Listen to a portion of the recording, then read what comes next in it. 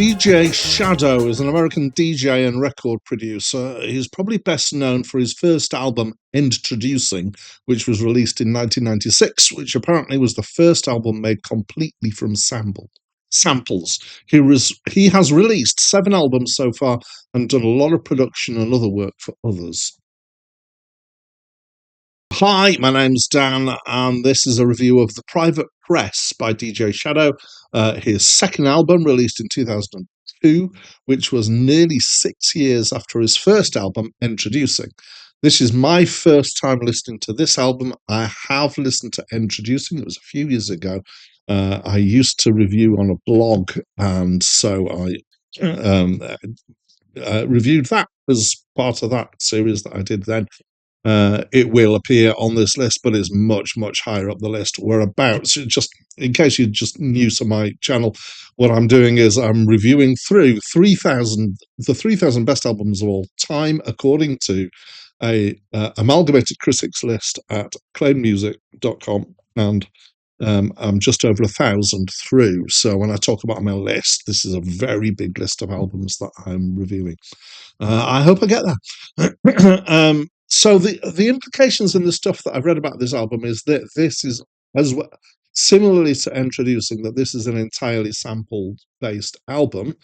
It's not entirely clear. What I do know is that on his third album, which name I've forgotten temporarily, he moved away from that, and there was a reaction to that, and he said, well, I can't just do the same thing all over again all the time. So I'm guessing, and it sounds plausible that this album is completely sampled. But if that is the case, it's quite an achievement because there's a lot of intricate stuff going on here. Let's talk about style a little bit. So it's described as experimental hip hop, or even instrumental hip hop, by various places where there's information about it. So I'm maybe not sure about the hip hop label. It's certainly electronica. Now, I'm not sure if this is hip hop. That means I'm not sure where the line is between stuff that I would call electronica, like Aphex Twin, for example, and stuff that I would call hip hop, like a lot of the rappers that are around. And I know hip hop and rap aren't necessarily absolutely tied together.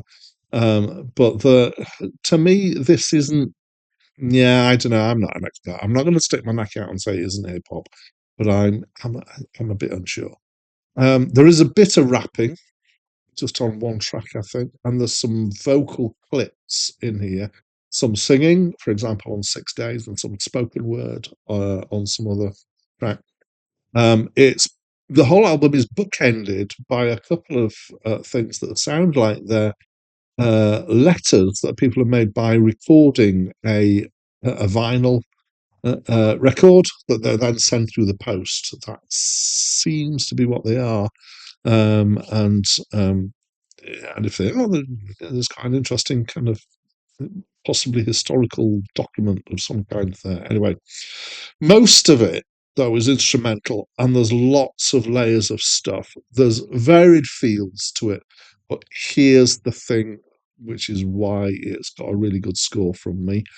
There's great grooves. There's some really good grooves. I love the grooves on this album. Some of them are quite funky. Some of them are kind of big beat. Some of them are other stuff. The 6 Days is not even really groovy. It's much more mellow. But can't emphasize enough how good the grooves are on this album. There's some really nice rhythmic stuff going on. There is a bit of sweary stuff, but contextually it's relevant. It's fairly early in the album. I think it's just one track. Otherwise, apart from that one track, it's safe for work, except for the fact that you're going to get toe tapping and you're going to get banging on your desk, and it's just too infectious, or it is for me anyway. So I would say it's more like British 90s electronic stuff than hip hop, to my mind. And I'm going to reference a few things. Bentley Rhythm Ace, I don't know how well known they are. Fatboy Slim, much more well known. Chemical Brothers, both those last two, I think, are generally thought of as big beat. There's some really good stuff in the electronic era. electronic field that I really enjoy that is kind of, stepped out of the hip hop thing. Well, let's not thrash them on too much. I'm going to pull out monosyllabic. Is monosyllabic parts 1 and 2 actually is what it's called.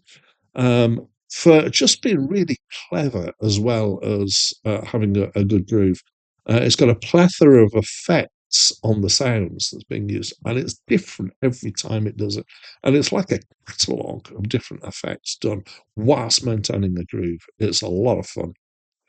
So I really enjoyed this album. It's definitely up my street. I do like a good bit of electronica, and this was a good bit of electronica. But that's my opinion, and I'd love to know what your opinion is. And would you please let me know by leaving me a comment? That's it from me for now.